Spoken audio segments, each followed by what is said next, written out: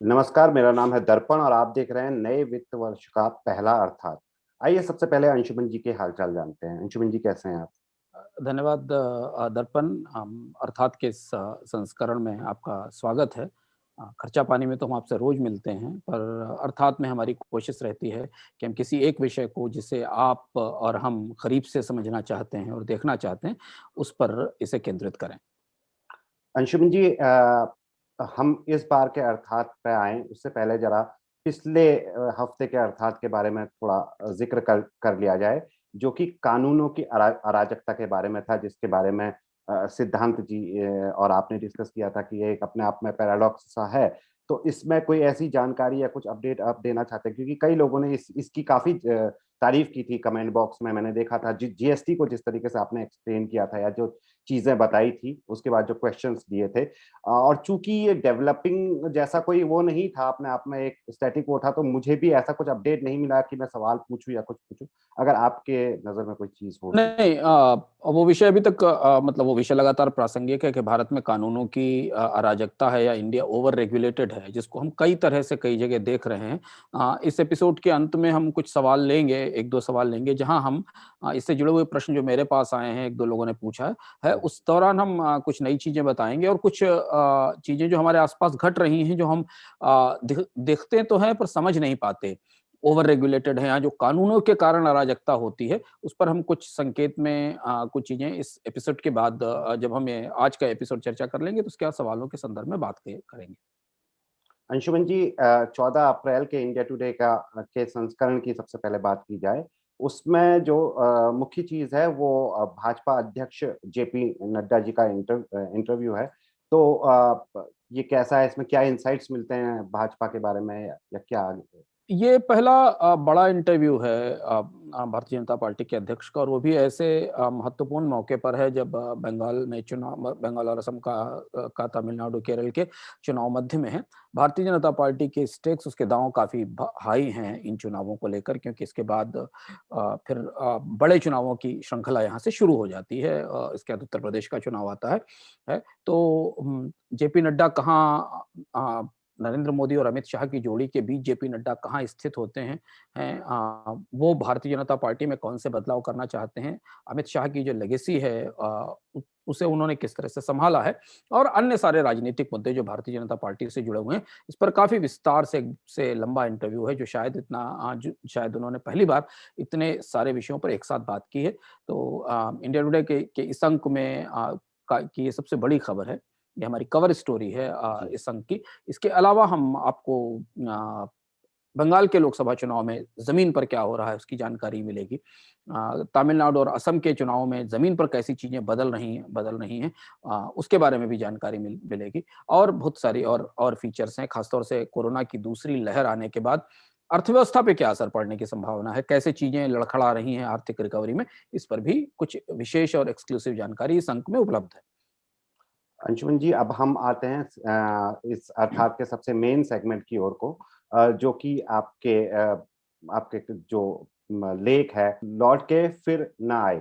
तो ये क्यों है? आपके एडिटोरियल का नाम लौट के फिर क्यों ना आए, और इसमें हम क्या जानेंगे आपकी बात? दर्पण, जैसा कि अर्थात का पूरा स्ट्रक्चर है कि हम ये समझने की कोशिश करते हैं कि हमारे आसपास क्या घट रहा है। और ये आज हमने इस अर्थात में जो सबसे ज्वलंत और सबसे ज्यादा पूछा जाने वाला सवाल है, अर्थात में सबसे ज्यादा बार जिस चीज पर प्रश्न उठता है, हम रोजगारों पर और रोजगारों की स्थिति क्या है, इसको बिल्कुल करीब से देखने की कोशिश करते हैं। इसकी वजह दो है क्यों हम इसे ऐसा करना चाह रहे हैं। पहली चीज तो ये कि कोविड को एक पूरा साल बीत चुका है।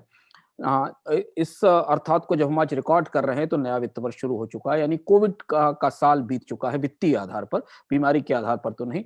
अर्थव्यवस्था में मंदी खत्म होने के दावे, क्लेम, सरकार की तरफ से आंकड़े, जीएसटी में अच्छा कलेक्शन होना, इस तरीके के आंकड़े हमारे आसपास घूम रहे हैं। दूसरी तरफ बेकारी को लेकर चिंताएं लगातार बढ़ी हैं, नौकरियां नहीं हैं, नौकरियां गई हैं।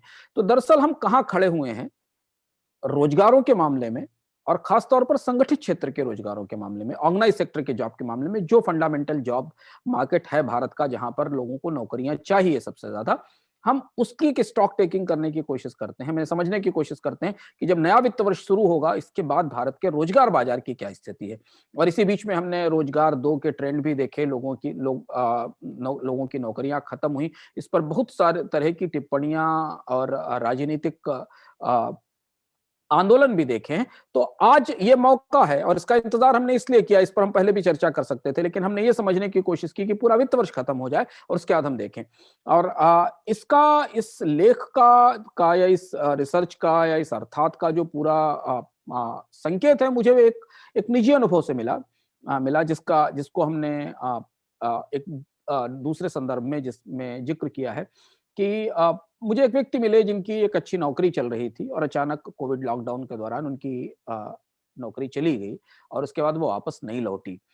उनकी निराशा इस समय देखने लायक है। उनका कहना यह था कि साल लॉकडाउन खत्म हुए 9 महीने 10 महीने बीतने जा रहे हैं, फाइनेंशियल ईयर भी खत्म हो गया, अब सरकार दावा कर रही कि मंदी भी खत्म हो गई, जा रही है मंदी, जीएसटी के का कलेक्शन बढ़ने लगा है, उत्पादन बढ़ने लगा है और भारत से निर्यात शुरू हो गया और पूरी सरकारें कह रही कि सारे सब कुछ खत्म हो गया और मंदी से वापस लौट रहे हैं। रैलियां हो रही हैं, चुनाव हो रहे हैं, मेले हो रहे हैं, त्योहार हो रहे हैं, लोग बाजार में मन से घूम रहे हैं, लेकिन बस उसकी नौकरी नहीं लौट रही। उसकी जो नौकरी चली गई वो नहीं लौट रही। और ऐसे मुझे असंख्य लोग मिले जिनको लग रहा है कि सब कुछ तो हो रहा है, बस केवल एक रोजगार वापस क्यों नहीं आ रहा है। मिलना तो छोड़ दीजिए, जिनकी चली गई उनकी भी वापस नहीं आ रही।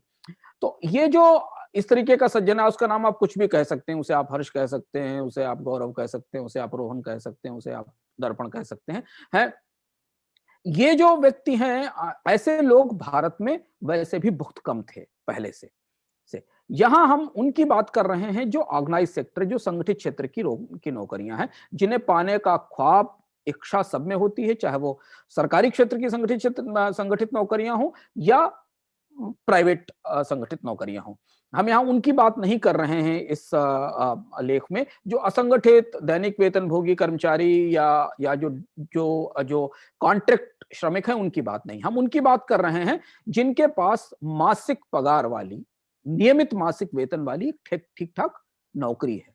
ऐसे लोग भारत में वैसे भी बहुत कम है और उनमें भी ऐसे लोग जिसका हम जिक्र कर रहे हैं, जिसका नाम हर्ष भी हो सकता है, ऐसे गिनती के लोग हैं उनमें भी जो टैक्स दे पाते हैं, उनमें भी बेसिक पगार वाले लोगों में वैसे भी बहुत छोटा सा हिस्सा ऐसा है जो वस्तुतः टैक्स भर पाता है अपनी कमाई पे और अपने खर्च के जरिए कई सारे परिवारों को जीविका दे पाता है। क्योंकि भारत में एक संगठित क्षेत्र की ठीक ठाक नौकरी 5-6 असंगठित क्षेत्र के परिवारों को भी नौकरी देती है, काम देती है, चाहे वो मेड हो, चाहे वो ड्राइवर हो, चाहे वो प्लम्बर हो, चाहे वो आपके आसपास के छोटे बिजनेस हो। और यही भारत के संगठित क्षेत्र का इकोसिस्टम है और इसलिए लगातार इस बात पर दबाव बनाया जाता है, मांग की जाती है कि भारत में ऑर्गेनाइज सेक्टर में काम बढ़ना चाहिए।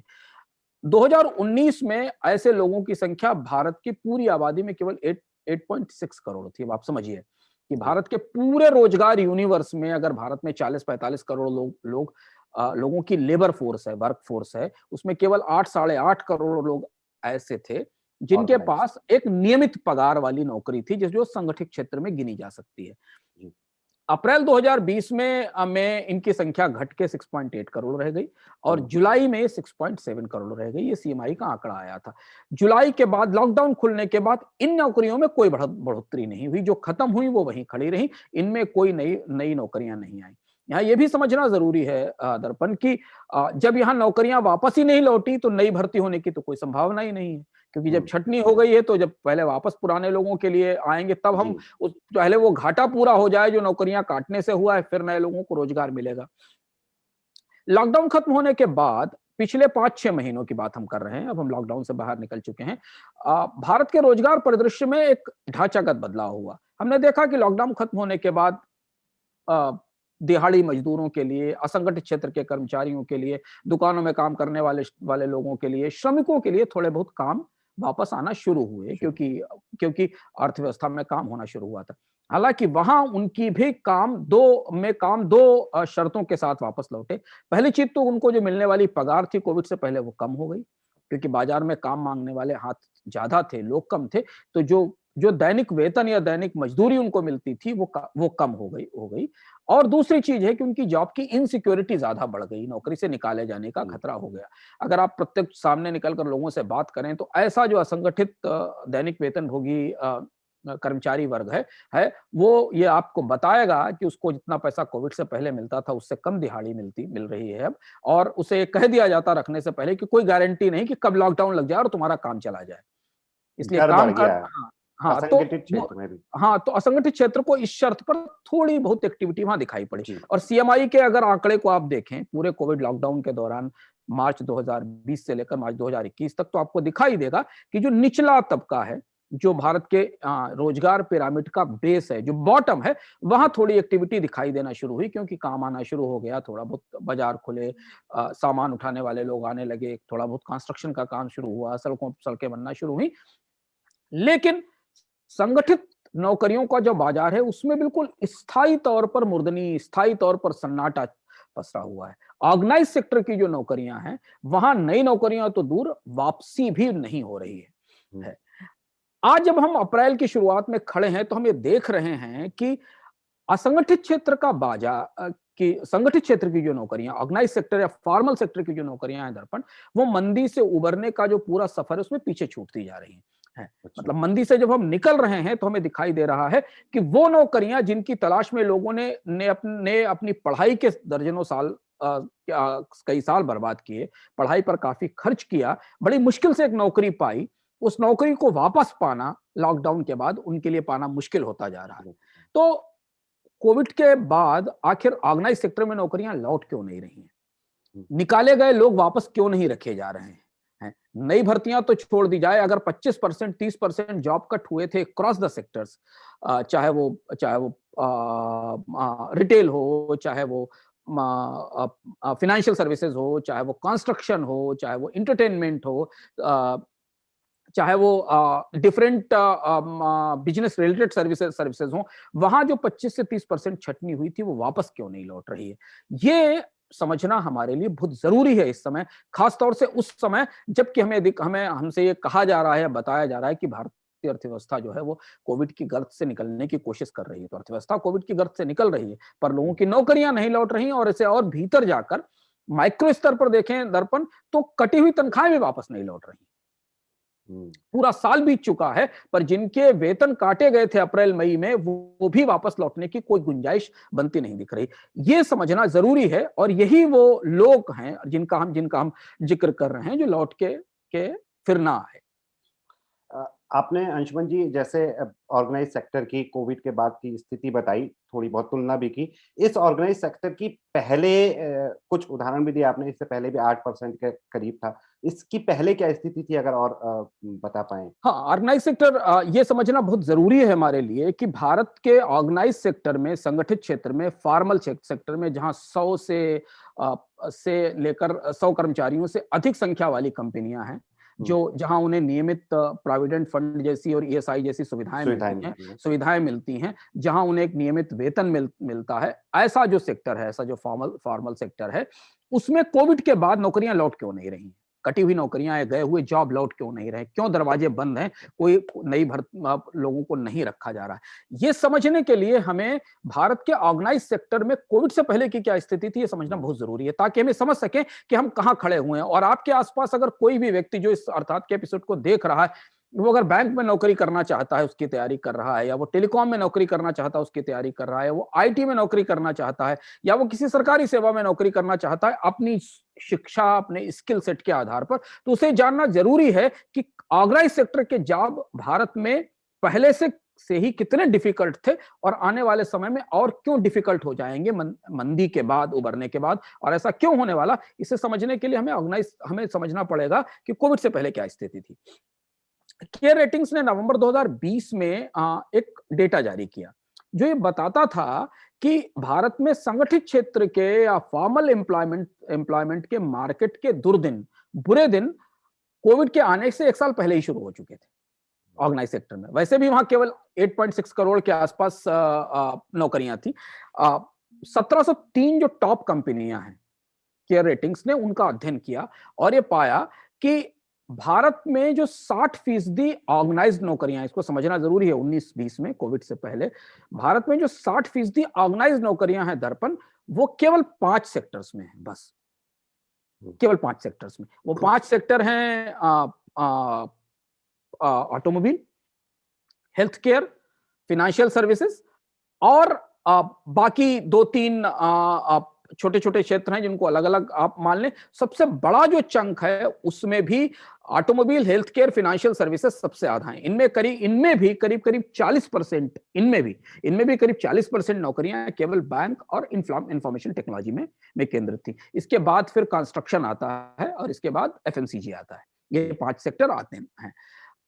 मंदी कोविड से पहले मंदी आ चुकी थी, इसलिए ऑर्गेनाइज सेक्टर के जॉब्स में 2018-19 में ही 2% की गिरावट दर्ज की गई, यानी पहले ही नौकरियां यहां घट चुकी थी।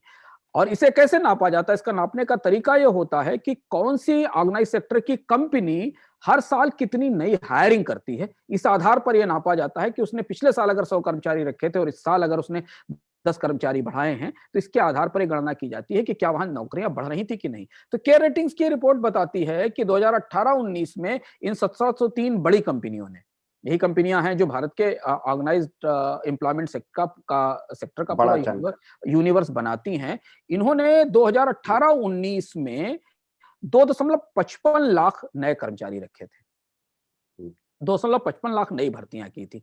जबकि वित्त वर्ष 2020 में, यानी 19-20 में, कोविड से पहले वाले साल में, जहां केवल 1.38 लाख नई भर्तियां हुई, यानी ऑलमोस्ट 50% कम हायरिंग पहले ही हुई थी जब कोविड की मंदी नहीं आई थी।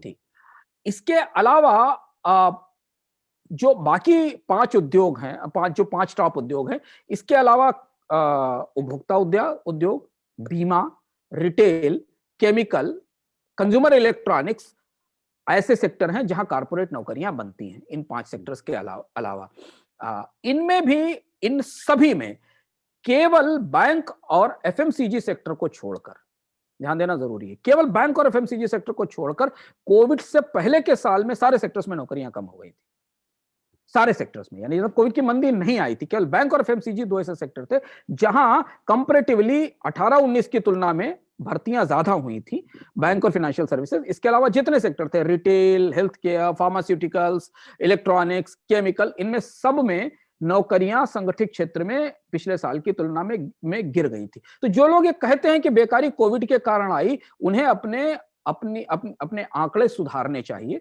और जो लोग ये कहते हैं उन्हें यह आईना दिखाना चाहिए कि संगठित क्षेत्र में, फॉर्मल सेक्टर में बेकारी की समस्या और नौकरियां कम होने की शुरुआत तो कोविड के वायरस वुहान में पैदा होने से पहले ही शुरू हो चुकी थी भारत में। Banking, financial services, real estate, automobile, electronics जैसे जो सेक्टर हैं, ये ध्यान रखना जरूरी है कि पूरी तरह भारत में लोगों की मांग पर केंद्रित है, खपत और मांग पर केंद्रित है। जितनी डिमांड बढ़ेगी, लोगों की आय बढ़ेगी, उतने ही लोग इलेक्ट्रॉनिक्स के सामान खरीदेंगे, उतना ही ऑटोमोबाइल खरीदेंगे, उतने ही मकान खरीदेंगे, और इनके आसपास सारी नौकरियां केंद्रित हैं। मंदी जो कोविड से पहले की मंदी आई थी वहां पर तब भी मांग की समस्या थी और नए रोजगार नहीं बन रहे थे। बैंकिंग एक ऐसा सेक्टर था जिसमें थोड़ा सा नए रोजगार बनते दिखाई दे रहे थे कोविड से पहले, लेकिन अब जब सरकारी बैंकों का विलय शुरू हो गया 2018 के बाद, और अब प्राइवेटाइजेशन होने वाला है, सरकार ने हमें यह नहीं बताया है कि इसका क्या असर बैंकिंग सेक्टर में रोजगार पर पड़ेगा। पर जो लोग बैंकों के विलय और निजीकरण को लेकर चिंतित हैं, उनकी चिंता इस बात के लिए जायज है, क्योंकि भारत में 39% संगठित नौकरियां जिन 2 सेक्टर्स में है, उनमें बैंकिंग और फाइनेंशियल सर्विसेज भी है। यह समझना जरूरी है। अब इसके बाद, कोविड के बाद की परिस्थिति क्या है, इसे समझना यहां से हमारे लिए जरूरी हो जाता है इस रोशनी में। इसके बाद जो सेक्टर बचते हैं जहां सबसे ज्यादा नौकरियां आती हैं, इन बड़े सेक्टर के बाद इसमें इंफॉर्मेशन टेक्नोलॉजी और एफएमसीजी और हेल्थ केयर सर्विसेज हैं। जब कोविड की मंदी से हम निकलना शुरू करेंगे, यानी जो बेस इफेक्ट के बाद वास्तविक ग्रोथ आना शुरू होगी अगले वित्त वर्ष के अंत तक, और उसके बाद के वित्त वर्ष में 2-3% की, तो शायद आईटी में, एफएमसीजी में और हेल्थ केयर में गए हुए रोजगारों की वापसी कुछ हद तक हो सकती, नए नहीं गए रोजगार। गए रोजगार थोड़ा वापस लौट सकते हैं, नए आने की संभावना यहां भी नहीं है, क्योंकि पिछले 1 साल में इन सारे सेक्टर्स में नई तकनीकों के इस्तेमाल से, खर्चों में कमी के लिए और बिजनेस के पूरे प्रोसेस को बदलकर दर्पण कंपनियों ने अपने लेबर फोर्स की और वर्क फोर्स की डिमांड को बहुत कम कर लिया है। जैसे उदाहरण के लिए बहुत सारे सेक्टर ऐसे हैं जो पूरी तरह लेबर ओरिएंटेड थे, पिछले 1 साल में उन्होंने दुनिया में तकनीकें ढूंढकर अपने आप को ऑटोमेशन ओरिएंटेड कर लिया है। इसका असर हमें आने वाले समय में कई जगह दिखाई देगा जहां लोगों की कम से कम जरूरत होगी। इसलिए अगर आप कोविड से पहले और कोविड के बाद के दौर की तुलना करें तो दो निष्कर्ष हमारे सामने निकलते हैं। पहली चीज ये कि भारत के संगठित क्षेत्र में नौकरियां बहुत कम थी, पहले से ही 8-8.5 करोड़ नौकरियां थी। 40-45 करोड़ का पूरा वर्कफोर्स है भारत का, जिसमें 8-8.5 करोड़ नौकरियां थी, जो कोविड के दौरान गिरकर 3.5-6 करोड़ के आसपास आ गई। लगभग 2 करोड़ 2.5 करोड़ नौकरियां संगठित क्षेत्र की खत्म हो गई कोविड लॉकडाउन के दौरान। ये इन नौकरियों में 2018-19 के बाद ही कमी शुरू हो चुकी थी, क्योंकि मंदी आ चुकी थी। तो कोविड के बाद केवल कुछ ही सेक्टर ऐसे होंगे जहां ये जो 2-2.5 करोड़ नौकरियां गई हैं उनका घाटा पूरा हो पाएगा। हो सकता 50 लाख, 1 करोड़ नौकरियां धीमे धीमे गई नौकरियां वापस आए। हम तो नई नौकरियों की उम्मीद कर रहे हैं जी। पहले तो गई आए फिर नई मिले। तो जो गई नौकरियों की वापसी है वो भी उस स्थिति में नहीं होने वाली है जिस स्थिति जो स्थिति कोविड से पहले थी। और नई नौकरियों की तो संभावना संगठित क्षेत्र में बिल्कुल नहीं दिखाई देती, क्योंकि उसकी 2 वजह हैं। एक तो संगठित क्षेत्र की कंपनियों के काम करने का तरीका, उनमें टेक्नोलॉजी, उनमें रिस्ट्रक्चरिंग पूरी तरह से हो रही है, और दूसरी चीज है कि भारतीय अर्थव्यवस्था में डिमांड और खपत कम है। हम फिर रिमाइंड कराना चाहते हैं जो दर्शक इसे देखते हैं और बहुत ध्यान से देखते हैं और बहुत सारे प्रश्न पूछते हैं, उन्हें जानना जरूरी है कि भारत के संगठित क्षेत्र की अधिकांश नौकरियां उन्हीं क्षेत्रों से आती हैं जिन क्षेत्रों में हम खर्च करते हैं, हमारी खपत पर केंद्रित हैं। चाहे वो इलेक्ट्रॉनिक्स हो, चाहे वो एफएमसीजी हो, चाहे वो हेल्थ केयर हो, चाहे वो सूचना तकनीक हो, इंफॉर्मेशन टेक्नोलॉजी हो, चाहे वो बैंक हो, चाहे वो फाइनेंशियल सर्विसेज हो, चाहे इंश्योरेंस हो।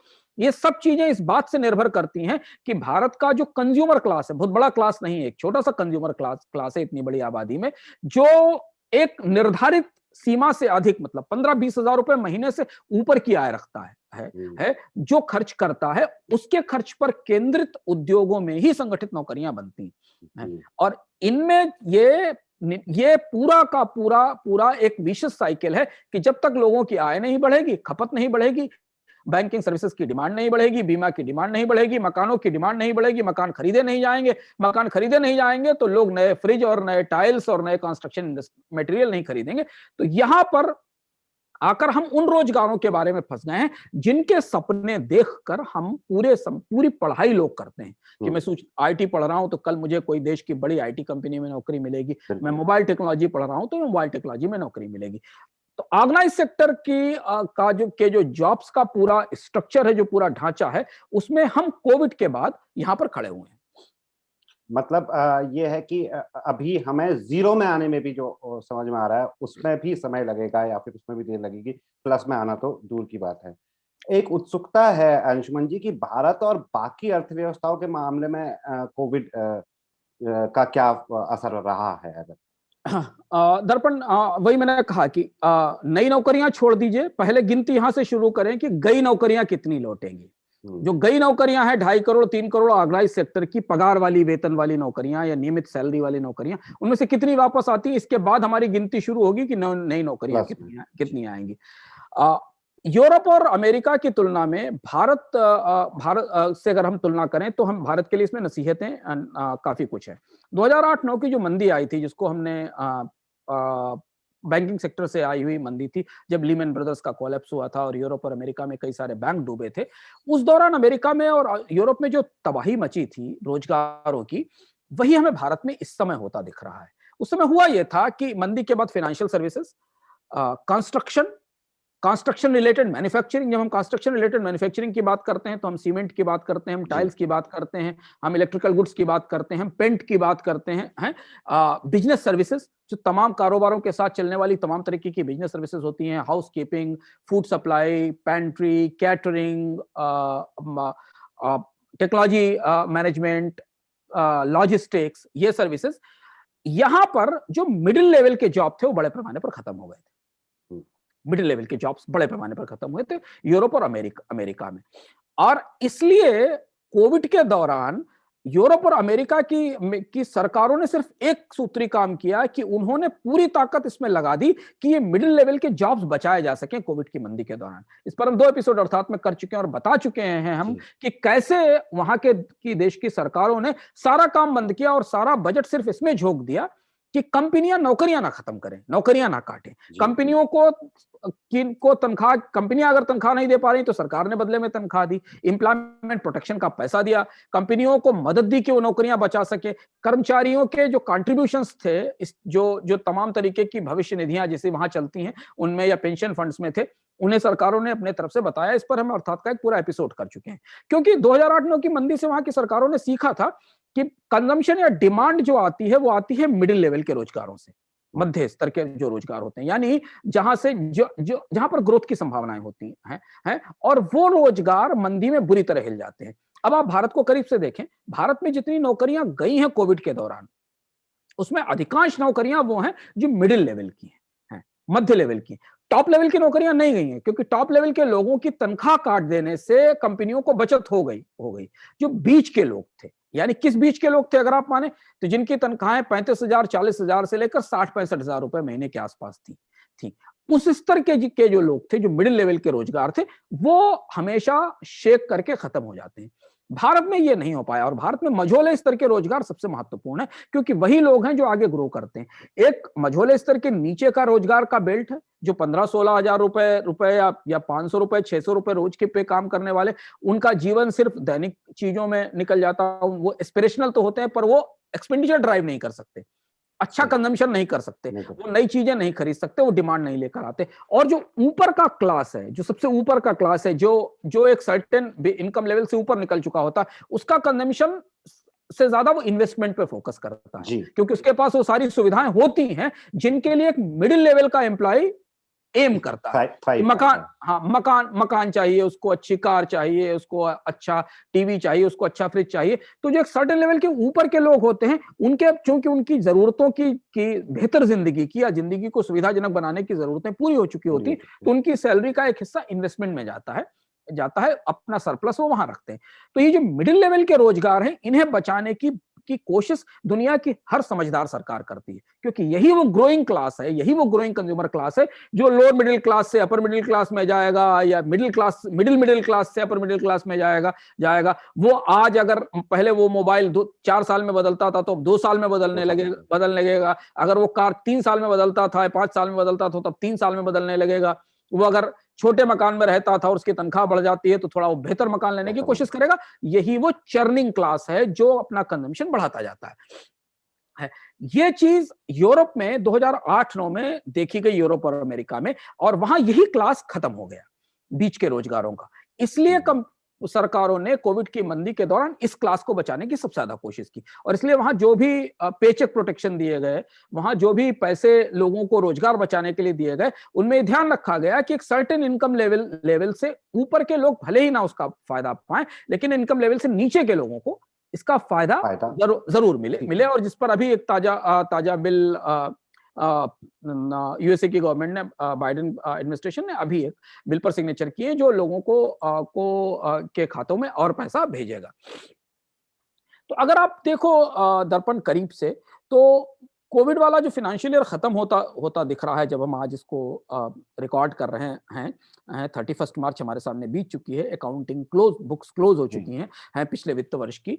तो हमें एक चीज दिख रही है जो महत्वपूर्ण समझना जरूरी है, जो शायद सरकारें समझ नहीं पा रही है, सरकारें इन पर बातचीत नहीं करना चाहती, कि बीते एक साल में जितना इकोनॉमिक प्रोडक्शन या जितना इकोनॉमिक आउटपुट या आर्थिक उत्पादन खत्म हुआ है, परमानेंटली खत्म हुआ है, जो जितना डिस्ट्रॉय हुआ है, जो वापस नहीं लौटेगा, जो चीजें बंद हो गई या खत्म हो गई, दर्पण उसका बहुत बड़ा हिस्सा शायद फॉर्मल सेक्टर के खाते में गया है, संगठित क्षेत्र के खाते में गया है। असंगठित क्षेत्र की जो वर्कफोर्स है वो फ्लोट करते हुए दूसरी जगह एडजस्ट होने की कोशिश कर रही है, हालांकि उनके पैसे, उनकी तनख्वाहें कम हो रही हैं, पर संगठित क्षेत्र की वर्कफोर्स एकदम बेकार हो गई और उसके लिए वापस दूसरी अपॉर्चुनिटी नहीं बन रही। अब इसके पीछे बहुत सारी वजह समझ सकते हैं आप। जैसे मान लीजिए एक सेक्टर में 7 कंपनियां थी, उसमें से 4 कंपनियां ऐसी थी जो 6 महीने की 8 महीने की मंदी और 3 महीने की बंदी झेल सकती थी, और 3 ऐसी थी जो नहीं झेल सकती थी, इस पर हमने चर्चा की थी, क्योंकि उनके पास सरप्लस नहीं था, कैश नहीं था, वो नौकरी नहीं सकती।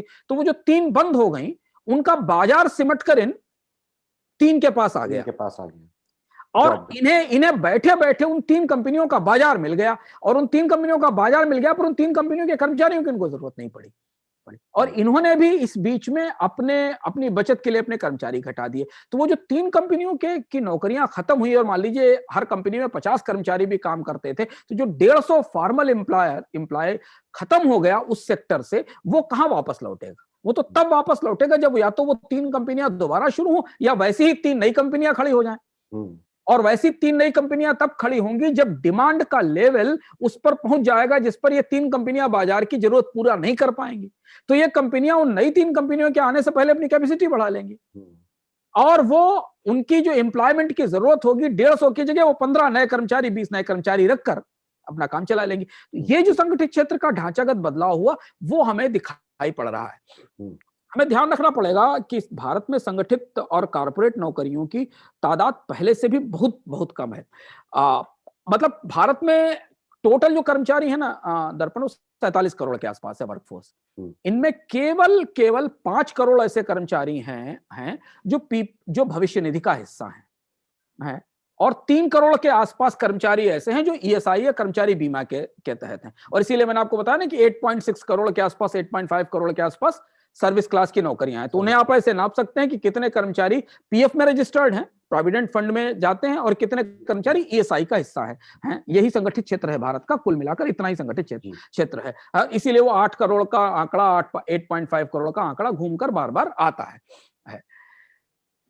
एक चीज जो अंतिम, आप कुछ पूछना चाह रहे थे? नहीं, बताइए सर। मेरा यही था, मतलब आपने खुद ही इंक्लूड कर दिया। तो जैसे हमारे काल्पनिक पात्र हैं हर्ष या दर्पण या कोई भी, वो और हम कहाँ खड़े हैं, जबकि जैसे आपने कहा था फाइनेंशियल जो बुक्स हैं वो पिछले साल की बंद हो चुकी हैं। यही सवाल जो आप उत्तर दे ही रहे हैं। तो ये जहां हम खड़े हैं वो समझना महत्वपूर्ण है हमारे लिए कि जॉब्स का एम्प्लॉयमेंट की इकोनॉमिक्स हमें बताती है पूरी दुनिया में, जो एक नौकरियों का अर्थशास्त्र हमें बताता है कि अर्थव्यवस्था मंदी से भले ही उबर जाए, क्योंकि अर्थव्यवस्था तो मंदी से उबर ही जाती है, लेकिन लंबी बेकारी कई सारे लोगों को, असंख्य लोगों को रोजगार के लायक नहीं रखती। बिल्कुल। जो हमने पूरी दुनिया के इकोनॉमिक पैटर्न्स में देखा है, और इसलिए हमने एम्प्लॉयमेंट पर एपिसोड काफी बाद में किया, क्योंकि हम पूरे साल ट्रेंड को, अलग अलग सेक्टर में क्या हो रहा है इसे हम समझने की कोशिश कर रहे थे। दुनिया के बाकी सेक्टर में क्या हो रहा, भारत के केमिकल सेक्टर में क्या हुआ, चाइना के केमिकल सेक्टर में क्या हुआ दौरान, भारत के फार्मास्यूटिकल सेक्टर में क्या हुआ, इसको हम समझने की कोशिश कर रहे थे। तो नौकरियों की जो इकोनॉमिक्स है, जॉब की इकोनॉमिक्स हमें बताती है कि अगर लंबी बेकारी हो, लंबी मंदी हो, तो हमारे लिए तो मंदी 4 साल हो गई, 3 साल, 2 साल तो ये हो गए, और 2 साल इससे पहले के हो गए, और शायद 1 साल और आगे चलेगा। तो हम 5 साल से गिरती हुई ग्रोथ में खड़े हुए हैं। 7.5% की ग्रोथ रेट से घटते घटते हम जब कोविड में उतर रहे थे तो हम 5% पर खड़े थे। फिर उसके बाद हम -9% पर इस साल खत्म करेंगे, -9% पर खत्म करेंगे। फिर अगले साल हम 1-2% की पॉजिटिव ग्रोथ ले पाएंगे, पुराना घाटा निकालकर बेस इफेक्ट के कारण। तो जो लंबी बेकारी होती है, लंबी मंदी होती है, तो बहुत सारे लोगों को दोबारा नौकरियां मिलने में, रोजगार मिलने में तकनीकी तौर पर दिक्कत होती है। उसकी वजह यह कि एक तो नई वर्कफोर्स आ जाती है जो कॉम्पिटिटिव होती है, जो कम पैसे पर काम करना चाहती है, वो एक अवेलेबल होता है। दूसरा, जब ये बड़े पैमाने पर रिट्रेंचमेंट होते हैं, बड़े पैमाने पर रोजगारों की छटनी होती है, तो कंपनियां या एम्प्लॉयमेंट रिप्लेस करने के बजाय टेक्नोलॉजी रिप्लेस करता है। वो ये कोशिश करता है कि नई तकनीक लाई जाए जिससे कि लोगों की जरूरत कम पड़े। ये स्वाभाविक उद्योग का स्वभाव है, उद्योग है। हमें ध्यान रखना पड़ेगा कि 2018 में भारत में बेकारी 45 साल के सर्वोच्च स्तर पर थी। एनएसएसओ का जो आंकड़ा आया था, जिसे सरकार ने पहले नकार दिया था, फिर स्वीकार कर लिया। काफी बात हुई थी उस बारे में। हाँ, उस पर काफी चर्चा हुई थी। तो हम 2018 में ही 45 साल की सर्वोच्च बेकारी पर खड़े थे, और उस सर्वोच्च बेकारी में सबसे बड़ा हिस्सा संगठित क्षेत्र की नौकरियों में बेकारी का था, क्योंकि संगठित क्षेत्र की नौकरियां तो आती जाती और नीचे के लेवल पे मूव कर रही थी। तो अब हमारी चुनौती यह है कि मंदी के बाद ये जो सूखा 2017 से शुरू हुआ था, 2017-18 से शुरू हुआ था, वो सूखा बहुत लंबा होने वाला है। इस कोविड की मंदी के बाद। तो जो जिस हर्ष की बात कर रहे हैं, जो हमारे पात्र हैं इस पूरे चर्चा के कथा के, उनकी चिंता ये थी कि वो ये चाह रहे थे कि सरकार कंपनियों को इस बात के लिए बाध्य करे कि वो नौकरियों पर रखे, सरकार कंपनियों को इस शर्त के साथ मदद दे कि वो नौकरियों से लोगों को ना निकाले, सरकार कंपनियों को ऐसी मदद दे जिससे कि लोगों के वेतन और तनख्वाहों में कटौती वापस की जाए। लेकिन यहां तो स्थिति दूसरी है। यहां तो सरकार एम्प्लॉयमेंट और रोजगार पे बात ही नहीं करना चाहती। यहाँ तो सरकार के मंत्री, वित्त मंत्री और राज्यों के मुख्यमंत्री, सरकार का कोई भी बड़ा नेता एम्प्लॉयमेंट पर या रोजगार की परिस्थिति से आंख ही नहीं मिलाना चाहता। वो इस पर बात ही नहीं करना चाहता कि एम्प्लॉयमेंट में है क्या। वो ये भी नहीं बताना चाहता कि ऑर्गेनाइज सेक्टर की नौकरियां कैसे बढ़ेंगी। अमेरिका के एक वाइस प्रेसिडेंट थे, हबर्ट हम्फ्रे, वो बहुत दिलचस्प बात कहते थे। वो कहते थे कि अगर हमें दुनिया में मानवता की दृष्टि से ये अस्वीकार है कि दुनिया में भूख होनी चाहिए, दुनिया में गरीबी होनी चाहिए, दुनिया में खराब हेल्थ सिस्टम होना चाहिए, मानते हैं कि मानवता के लिए सारे अभिशाप है। भूख अभिशाप है, गरीबी अभिशाप है, खराब हेल्थ सिस्टम अभिशाप है, तो फिर बेरोजगारी का कोई मिनिमम स्तर कैसे स्वीकार किया जा सकता है कि हम यह मान लें कि सब इतनी तो बेकारी रहेगी, इतनी मिनिमम अनएम्प्लॉयमेंट तो रहेगा। अगर हम ये मानते हैं कि भूख पूरी तरह खत्म होनी चाहिए, हमें मानते हैं कि खराब हेल्थ सर्विसेज पूरी तरह खत्म होनी चाहिए, हमें गरीबी पूरी तरह खत्म होनी चाहिए, सबको एक समान जिंदगी जीने का और अच्छी जिंदगी जीने की जिम्मेदारी है, तो हम ये कैसे मान लेंगे कि इतनी तो बेकारी रहेगी, इतनी तो मिनिमम बेकारी होनी चाहिए।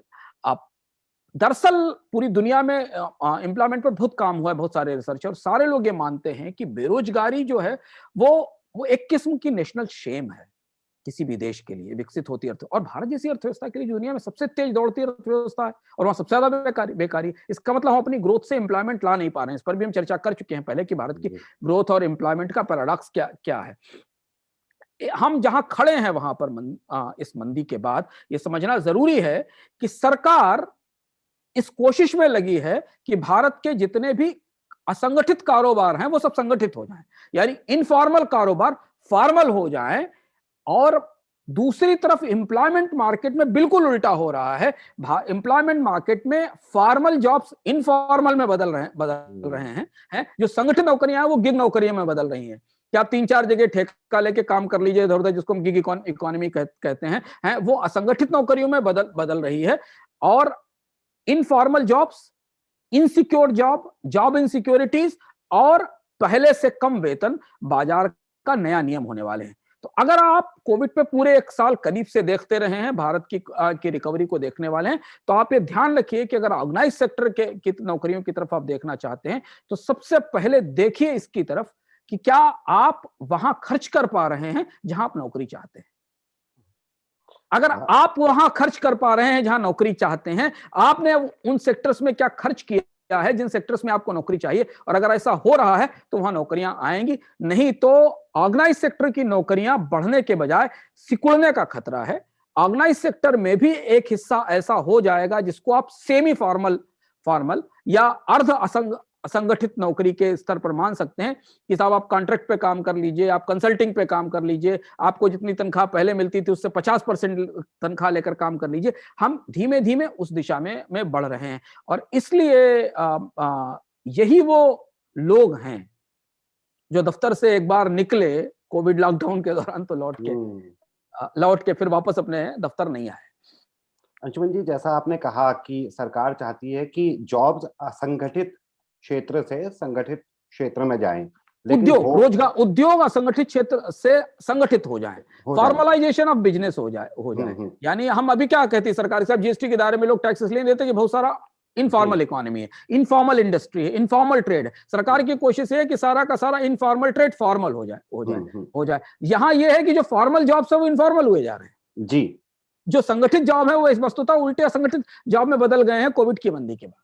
हाँ, तो उसी का क्योंकि मुझे याद आ रहा है कहीं पे आपने मेंशन किया था शायद इसी में या कहीं पे कि सरकार भी कुछ जॉबें देती है लेकिन वो बहुत कम जॉब देती है।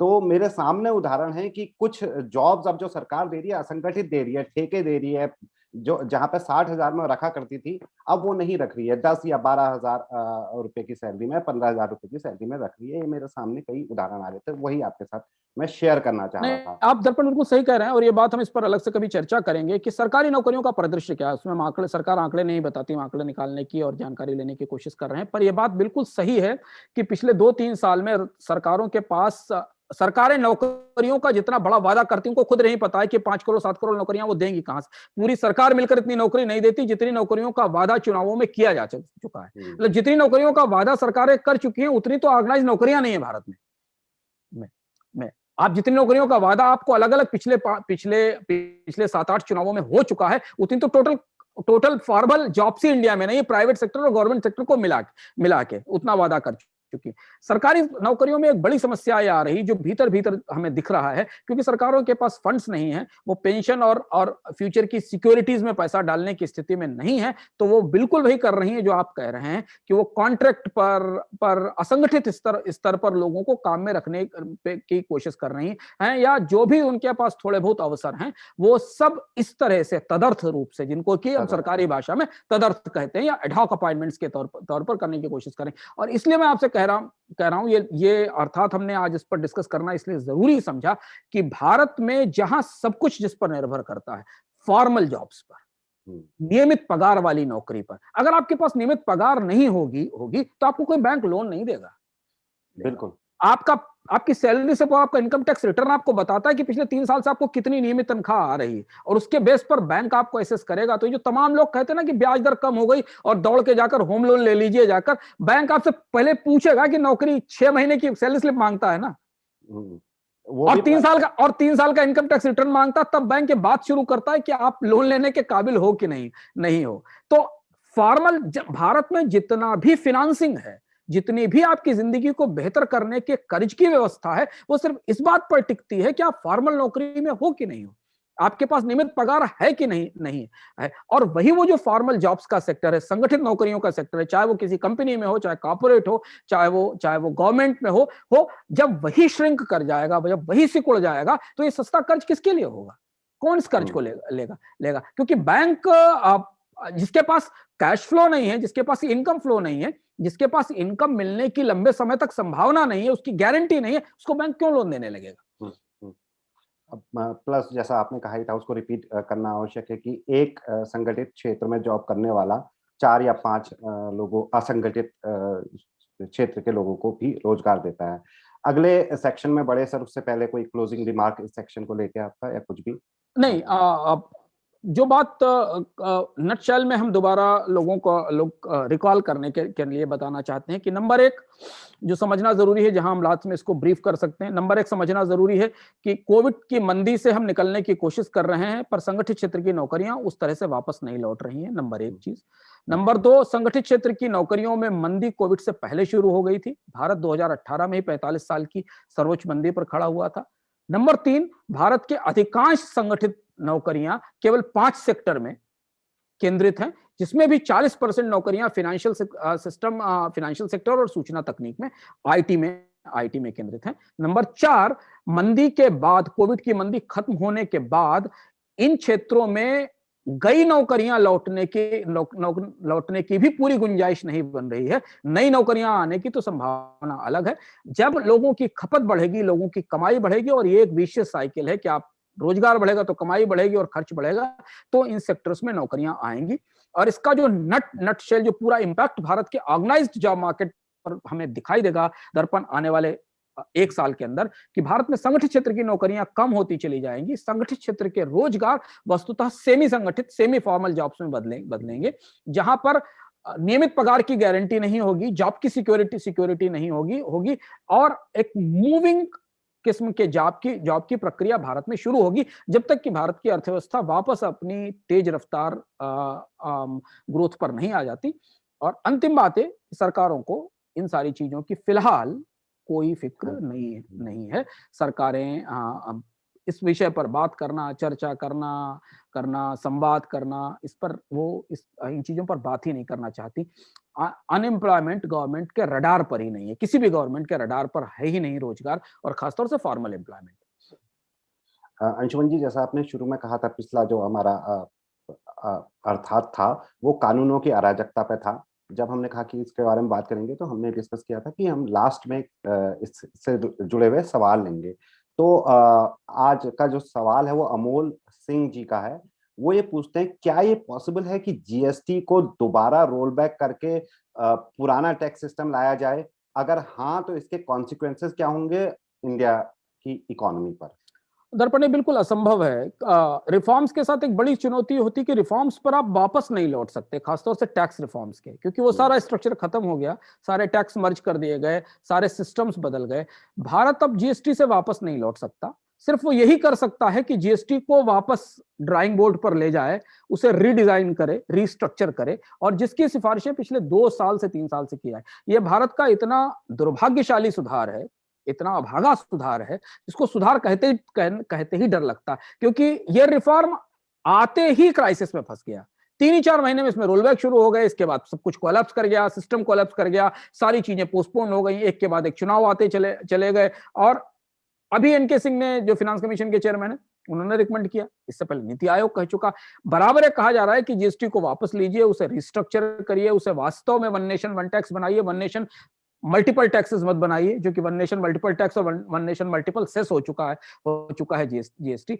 तो इसे वापस लेना तो असंभव है, इसे सुधारना, सुधार में सुधार करना, सुधार में सुधार दरअसल एक पैराडॉक्स है, सुधार है तो उसमें है, पर इस सुधार में सुधार करना आवश्यक है, जो सरकार अभी करने की रिस्क अफोर्ड नहीं कर सकती, क्योंकि इकोनॉमी इस क्राइसिस में है। तो अभी तो सिर्फ जीएसटी में एक काम हो रहा है कि सरकार को लग रहा है कि जीएसटी की चोरी रोकी जा सके, तो इसलिए बड़े पैमाने पर जीएसटी की चोरी रोकने के लिए सारे लूप होल प्लग किए जा रहे हैं, कोशिश की जा रही है, और उसका असर हमें इकोनॉमी में, डिमांड से जीएसटी नहीं बढ़ रहा है, क्योंकि इकोनॉमी तो सिंक कर रही है टैक्स की वसूली से रिफंड रोक कर, और जो टैक्स की चोरी है या टैक्स का जो लीकेज है उसे रोकने की कोशिश की जा रही। पर जो पिछले एपिसोड में हमने जिस पर बात की थी, उसके बाद कई लोगों ने अलग अलग सवाल पूछे, वो उनको हम संक्षेप में, अगर नटशेल में नहीं, कि सवाल जिस तरीके के आए, वो ये जानना चाहते थे लोग कि आखिर ऐसा क्यों है कि सरकारें या विधायिका या सांसद या विधायक इतना भी समझ नहीं पाते कि ये कानून काम कैसे करेगा, इसका असर क्या होगा। तो उनके लिए मेरा सबसे बड़ा जवाब ये है कि ये सवाल आप उन लोगों से पूछिए जो जिनको आप चुनते हैं, और ये समझने की कोशिश करिए कि भारत में हमारे विधायिकाओं की और हमारी संसद की जो लेजिस्लेटिव कॉम्पिटेंस है, जो कानून बनाने की दक्षता है, वो इतनी ज्यादा गिर क्यों चुकी है। कानून ही बनाना तो मुख्य काम है, इसलिए तो उसको विधायिका कहते, वो भी अगर क्वालिटी लॉ नहीं बना, और वो इसलिए नहीं बना पाते हैं, जिसे हमने कहा था, उसे हम रिपीट कर रहे हैं, कि वो उन लोगों से संवाद ही नहीं करते, वो उनसे बात ही नहीं करते, उन लोगों से कनेक्ट ही नहीं करते जिनके लिए कानून बनाए जाते हैं। कानून या तो कुछ ब्यूरोक्रेट्स मिलकर अपनी सोच समझ से कुछ सोचकर बना देते हैं, या कुछ वेस्टेड इंटरेस्ट होते हैं, कुछ लॉबी होती है, कुछ प्रेशर ग्रुप्स होते हैं जिनके लिए कानून बना दिए जाते हैं। और इसलिए आपको असंख्य उदाहरण मिल जाएंगे पिछले 10-12 सालों में कानूनों के, जो कानून बनाया कुछ हुआ, उसका इम्प्लीमेंटेशन कैसे हुआ, वो बदल के कहां पहुंच गया, आपको अपने आसपास कई जगह दिखाई दे जाए। अंशुमन जी, जब आपने जीएसटी को अभागा कहा, तो मैं दर्शकों के लिए पिछले वाले जो अर्थात है उसका लिंक मैं डिस्क्रिप्शन में दे दूंगा। अंशुमन जी की और सिद्धांत जी की बड़ी रोचक बातचीत है जीएसटी को लेके, जिसमें तो उसको जरूर आप लोग देखिएगा। अंत में अंशुमन जी ये बताइए, जितना भी समय रह गया है, पिछली बार आपने एक इंजीनियरिंग बुक की बात की थी, तो काफी दर्शकों ने उस इंजीनियरिंग बुक का नाम पूछा है। अगर आप वो बुक का कवर बता पाए या नाम बता पाए? हाँ, उस बुक का नाम है Darpan make think imagine, engineering and the future of civilization. ये जॉन ब्राउन की किताब है, ब्लूम्सबेरी से पब्लिश हुई है। ये किताब दरअसल बेहद दिलचस्प किताब है इस दृष्टि से कि ये इंजीनियरिंग की केवल हिस्ट्री आपको नहीं बताती, और ये बताती कि दुनिया के देशों में क्रांति फ्रांस में पहले होनी चाहिए थी, वो हो गई ब्रिटेन में।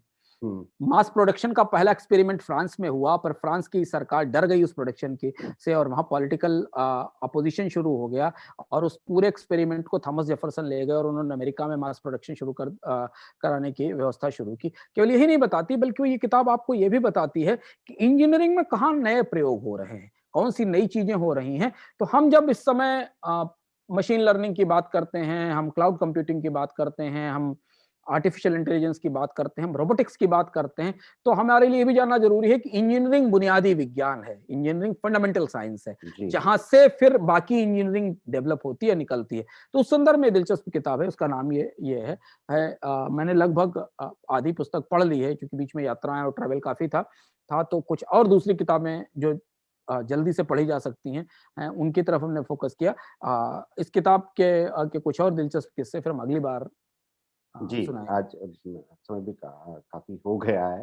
हम्म, शुक्रिया अंशुमन जी, ये जो बेरोज़गारी थी या फिर असंगठित क्षेत्र की संगठित क्षेत्र की, क्षमा कीजिए, बेरोज़गारी थी या जो हमारा हर्ष करैक्टर था, उससे निजी तौर पर मुझे भी काफ़ी इंसाइट मिले और मेरा ख़्याल है दर्शकों को भी मिलेंगे।